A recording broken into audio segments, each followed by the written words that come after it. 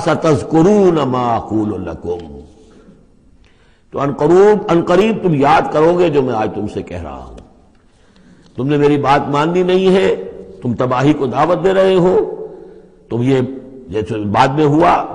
تم جاؤ گے، کوشش کرو گے، موسیٰ اور ان کی قوم کا پیچھا کرو گے، تباہی ہوگی، اور جب تم غرق ہوگے تب تمہیں میری بات یاد آئے گی۔ فَسَتَذْكُرُونَ مَا أَقُولُ لَكُمْ، جو میں تم سے کہہ رہا ہوں ایک وقت آئے گا کہ تم اسے یاد کرو گے۔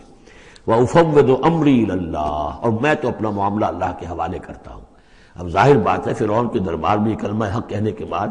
گویا کہ وہ بھی اب تیار تھے، ہو سکتا ہے انہیں قتل کر دیا جاتا،